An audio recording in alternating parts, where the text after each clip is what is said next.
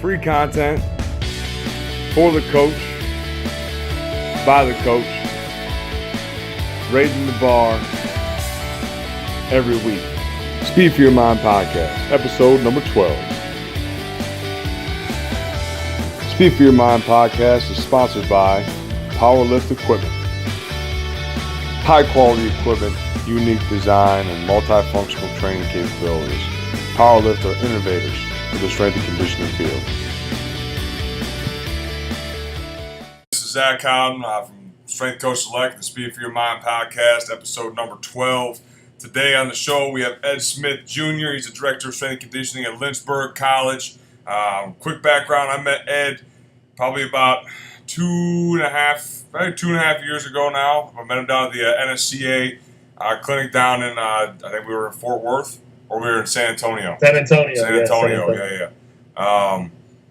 I knew right then that he was. We were in a meeting. We had a collective group of coaches and this and that, and he stood up in front of everybody and gave his piece about how he wanted to be someone that led in the field, and anybody that's what do they call the chair members, committee members? Is that what it was? Yeah, the college strength coaches. Yeah, special interest group. Yeah, so for a young guy myself at the time, who had never been I've always been going to the CSCCA and stuff like that.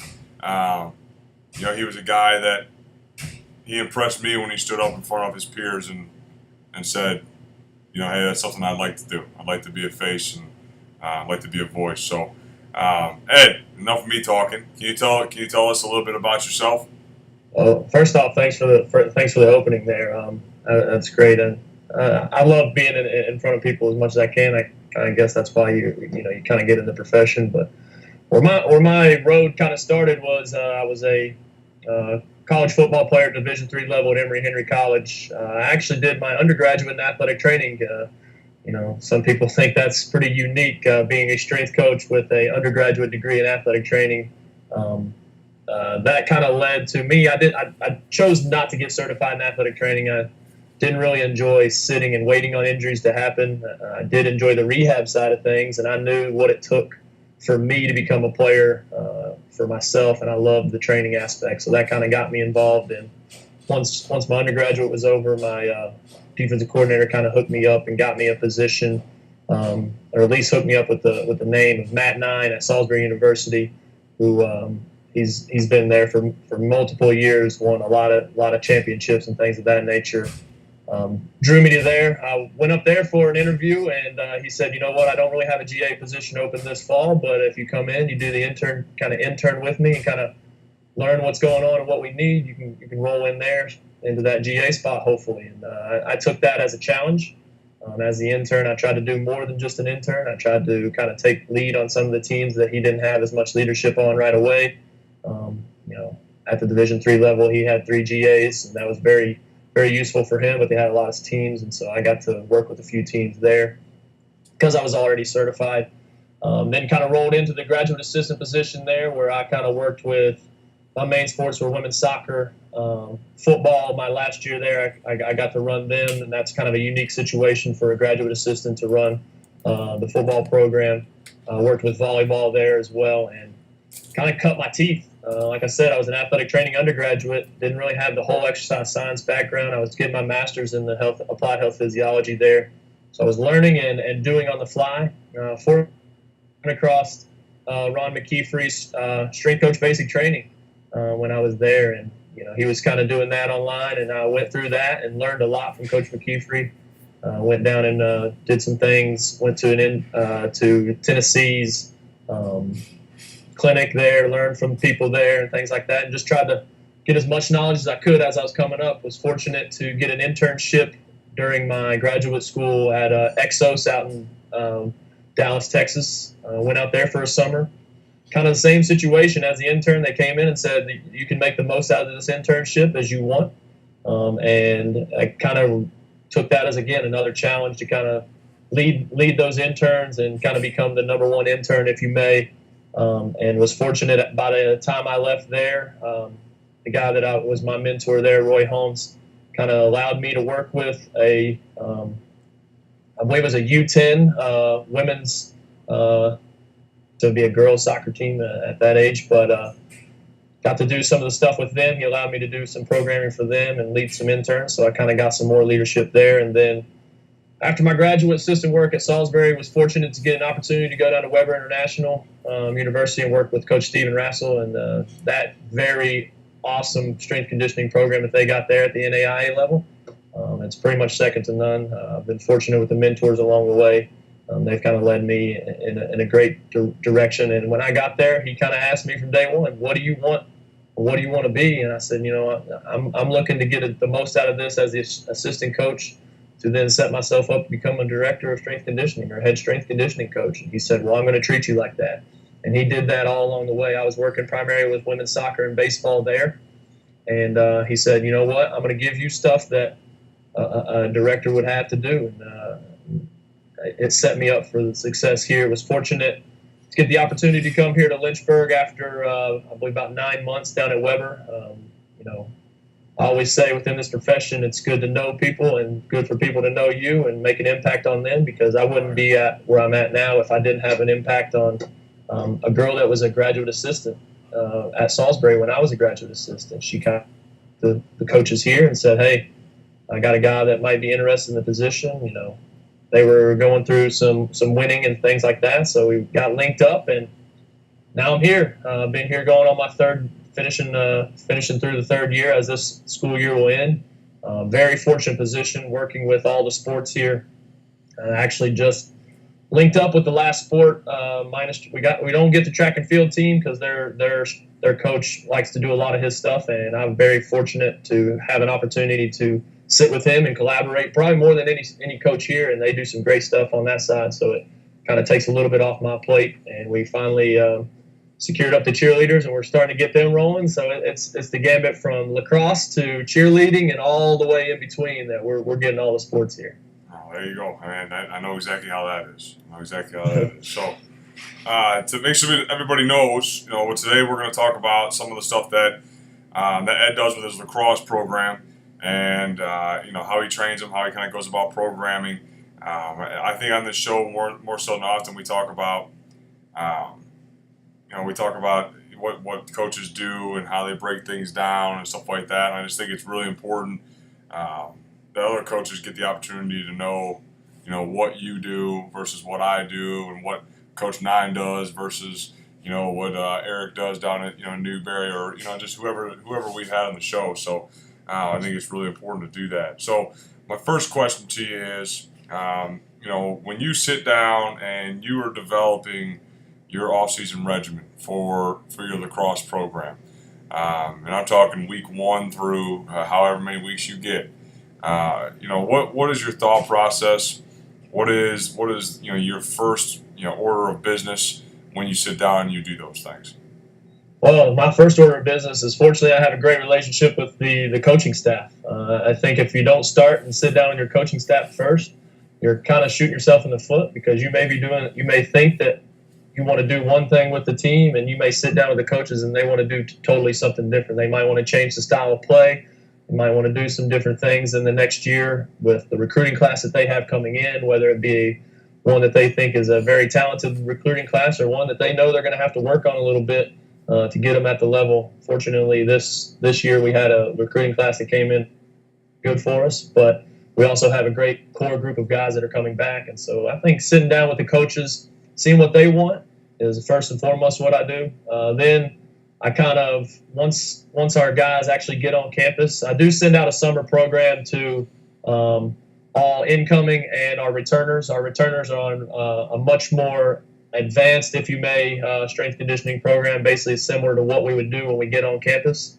I did kind of go to a 1x20 program for the incoming guys, mainly just because I wanted them to be exposed to every kind of movement, every kind of muscle being used. I saw some great feedback from those guys. Again, at the Division III level, they're at home for 3 months of the summer, so it's on them, and I got to give them something that they can do at a commercial gym, but I also have to be making sure that they're going to come back ready. And I think for our freshmen coming in, the guys that did that 1x20 program come back in a good little setup, and then the guys that did our program all through the summer. Came back even better for our upperclassmen. So that's kind of where I do take them through the summer, and then once they get on campus, that's when I'm going to kind of evaluate with our, not only just myself, but with the athletic training staff.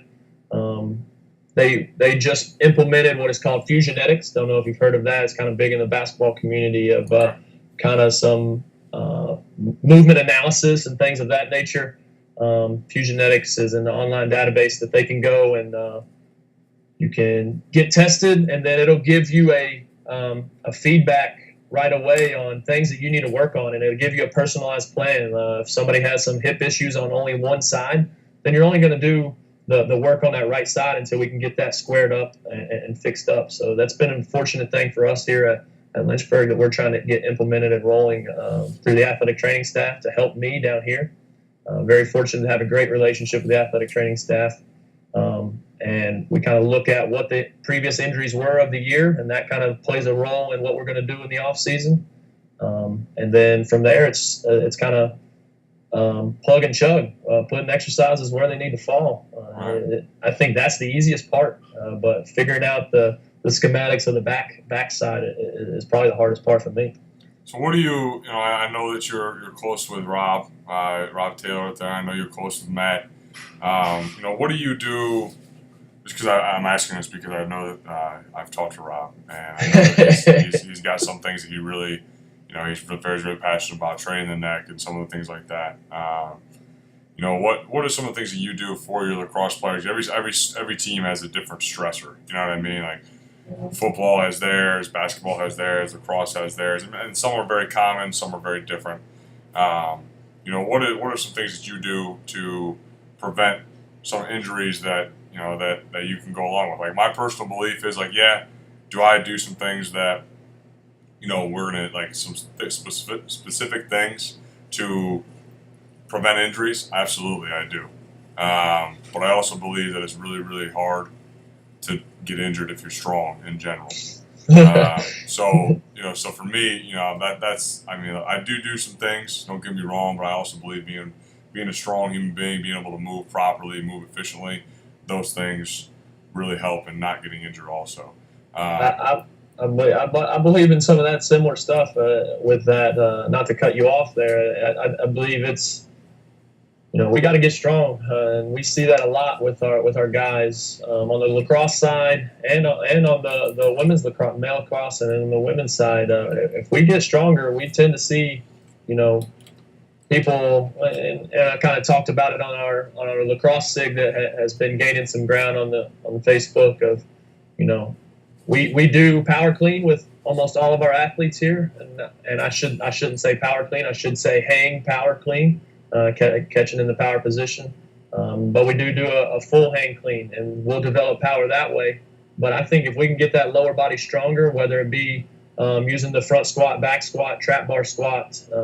Again, I'm somebody that don't necessarily say it's a trap bar deadlift. It all depends on your chest angle and body angle, if it's a deadlift or a squat on that trap bar. But if we can strengthen the lower body, we're going to probably see some power outputs and things of that nature go up. And then we're also going to eliminate some of these non-contact hip, knee, and ankle injuries that are occurring in the game of lacrosse. Very violent, quick changes of direction, very similar to a basketball. And you got to change quick directions, and then you got to still get yourself in an unorthodox situation sometimes to get the ball in the goal. And for the defensive side of guys having to basically play the opposite of that, and prepare those kids to be able to handle high change of directions is key. And I think, it all starts with the strength levels. Our coaches here very, very much believe in that, and it was set before I ever got here, and that's very fortunate to come into for me. Yeah, I mean, if you got coaches that are really bought into the system, it makes things a lot easier. So to kind of touch on what you were talking about, in that series, you talk about having the ability to have the coaches have your back on what you're doing. I think that sometimes this is overlooked. Can you talk about, and this has a little bit less to do with lacrosse than anything else, but you work with a lot of teams, and I've been in a position where I've had to work with 21 teams, and that type of deal. Talk about the benefits you believe of when you have those coaches on your side, and how much easier that makes your life? Well, first and foremost, the athletes. If the coaches are bought in, then it's a lot easier to get the athletes bought in, um, and that helps make my life get the ball rolling for especially the incoming guys. I didn't go recruit these athletes that came in. They built a relationship with the coaches. So if the coaches are saying, "Hey, strength and conditioning is a big part of our program," and if you're putting in the effort down there, we're gonna reap some rewards on the court or on the field, wherever it may be, as we're moving forward. And having that support, I've had that from day one of almost every single coach on this athletics department, and it's been a very valuable asset for me to be able to say, you know what, at the end of the day, when we have those coaches meetings, hey, coach, I really appreciate your support, because I've been in places that sometimes it's when the going's good, the coach is important, but when there's going bad, things might kind of flip on the support thing. And I think that having that consistent support, whether things are going great or things are going bad, are key within the strength conditioning profession. Absolutely. So this has been my last question for you, man. Mm-hmm. And like I tell everybody when we're going through, we try and keep these things under 20 minutes, just because I don't think anybody wants to listen to anything any longer than 20 minutes. So my last question to you is, if you got a coach and they are, let's say that last year they struggled with a couple of different types of, let's say, non-contact injuries to be specific, okay, in the sport of lacrosse.